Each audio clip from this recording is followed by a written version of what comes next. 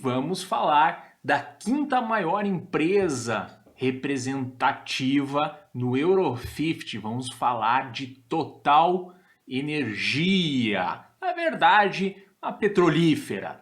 Mas vamos lá, vamos conhecer mais um pouquinho sobre esta empresa que compõe o índice Euro 50. Então, como eu já falei, né? O que é a Total? Petrolífera, fala Total Energias, né, para dar uma pegada mais verde, eles vêm mudando a matriz da empresa, mas em essência ainda é uma petrolífera. É uma multinacional francesa, integrada de petróleo e gás, e é uma das 7 empresas petrolíferas maiores, né, eles chamam de super majors ou as big oils, são termos que vêm da história da indústria petrolífera, quando falavam das 7 irmãs, entre a década de 40 e 70, onde a indústria petrolífera tinha uma importância muito, talvez, maior do que tenha hoje, ok? Seus negócios cobrem toda a cadeia de petróleo e gás, desde a exploração e produção de petróleo bruto, gás natural até a geração de energia, transporte, refino, comercialização de produtos petrolíferos e comercialização internacional de petróleo bruto e produtos. E aí entra produtos químicos derivados de petróleo. Então é uma empresa muito verticalizada. Ela está desde a exploração até a etapa final de chegar o combustível para o consumidor. Ela foi fundada após a Primeira Guerra Mundial, quando o presidente francês Raymond Poincaré rejeitou a ideia de formar uma parceria com a Royal Dutch Shell em favor da criação de uma petrolífera totalmente francesa. Em outras palavras, ela é uma criação estatal, tá? Começou como uma empresa estatal. A pedido de Poincaré, o coronel Ernest Messier, com apoio de 90 bancos e empresas, fundou a Total em 28 de março de 1924, como a Companhia Francesa do Petróleo, CFP. Ao longo da história da Total, ela se juntou com outras empresas, como a Elf, que era também francesa, e como a Petrofina, da Bélgica. Até a Petrofina ela foi criada uns 3 anos antes. Tá? Mas essas 3 empresas se juntaram e hoje formam a Total Energies, ok? Vamos falar um pouco de dados da empresa. Tem 105 mil funcionários, base 2020, relatório final de 2020, tem presença em 130 países, tem 97 anos de existência, falta 3 aí para completar 100 anos, se pegar o surgimento da Petrofina já tem 100 anos, e tem uma capitalização de mercado de 98 bilhões de euros. Parte um pouco mais financeira, são 140 bilhões de dólares em vendas, 4,1 bilhões de lucro líquido ajustado de dólares, tá? A empresa tem ações negociadas na bolsa, né? Tem ADRs negociados na bolsa de Nova York e ela acaba reportando em dólares.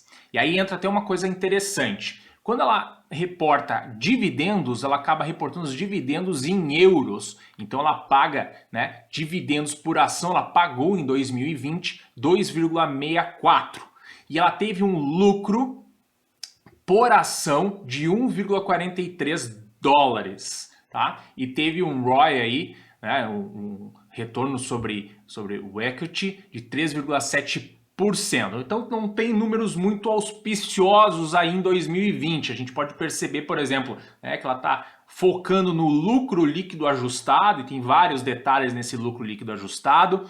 O lucro por ação em dólar foi mais baixo do que ela pagou de dividendos em euro, e o ROI dela está super baixo. Tem algumas coisas da característica também do setor que ela se encontra. Mas 2020 não foi um ano muito bom para Total, a gente vai olhar um pouco em outros detalhes. Só para chamar a atenção de vocês, todos esses dados estão no relatório que eles chamam de relatório universal da Total de 2020. Tá? É um relatório aí de 540 páginas, tem todo esse detalhamento aí e muito mais informações sobre a companhia. O que eu queria destacar do relatório que me achei interessante para trazer, tá? ela tem uma parte no relatório que ela vai falando, está falando para quem é os detentores de ações, tá? E aí ela fala o que assim? Primeiro, ela faz uma comparação pelos ADRs contra as outras petrolíferas. Então a Total, certo? Isso aqui foi ao longo de 2020, tá? Ela teve um desempenho das suas ações de menos 24% dos ADRs. E ela compara com a ExxonMobil, com a Chevron, com a Royal Dutch Shell, né? Que perderam, né, em termos de valorização das suas ações em 2020 mais. Certo? Então, tipo, meio que uma desculpa, né?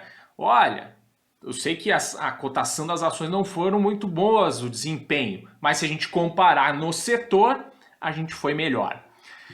Outra coisa que ela traz aqui, ela traz quais os índices que ela está inserido e os pesos, né? Então ela tem uma representação importante aqui, ela é a terceira no ranking aqui do índice da Bolsa Francesa, do CAC, né? Do Euro Stoxx 50, que é o que a gente conversa aqui, ela está em quinto, com 3,7%, e aqui tem o outro índice aqui.